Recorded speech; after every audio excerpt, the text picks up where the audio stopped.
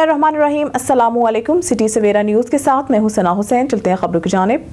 वज़ीर आज़म शहबाज शरीफ से international finance corporation के MD मुख्तार डियूब ने मुलाकात की, जिसमें पाकिस्तान में IFC के जारी और मुमकिन इक़दाम पर तबादला ख्याल किया गया। मुलाकात में वज़ीर आज़म ने वर्ल्ड बैंक के 10 साला $40 अरब के कंट्री पार्टनरशिप फ्रेमवर्क का खैर मकदम किया, जबकि उन्होंने बुनियादी ढांचे, IT, ज़राअत और सेहत के शोबे में IFC के ताउन को सराहा। इस मौके पर शहबाज शरीफ का कहना था कि FBR की डिजिटलाइजेशन की जारी कोशिशों को मजीद मुस्तहकम किया जाएगा।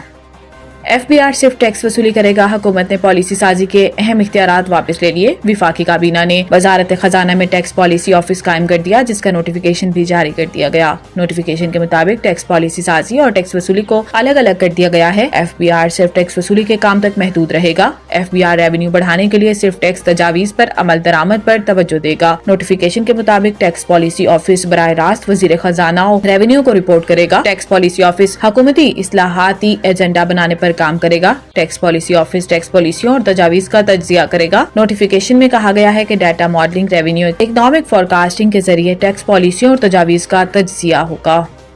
साबिक वजीर फरूख हबीब और हमाद अजहर को इश्तियारी करार देने की कार्रवाई शुरू कर दी गई। इंसदाद दहशतगर्दी अदालत इस्लामाबाद में PTI क़यादत के खिलाफ जुडिशल कॉम्प्लेक्स हमला केस की समाअत जज ताहिर अब्बास सुप्रा ने की, जिसमें अदालत ने साबिक वजीर फरूख हबीब और हमाद अजहर को इश्तिहारी करार देने की कार्रवाई का आगाज कर दिया। दौरान समाअत जज ताहिर अब्बास सुप्रा ने रिमार्क्स दिए कि बानी PTI जेल में है। इस हवाले से मिनिस्ट्री को आज खत लिखूंगा। इन्होंने कहा कि इस मुकदमे के जेल ट्रायल के हवाले से खत लिखूंगा। बाद अज़ां इंसदाद दहशतगर्दी अदालत ने दोनों केसेस की समाअत 17 मार्च तक मुलतवी कर दी। वाज़ेह है कि बानी चेयरमैन PTI इमरान खान और दीगर मुल्जिमान के खिलाफ थाना रमना में 2 मुकदमात दर्ज हैं।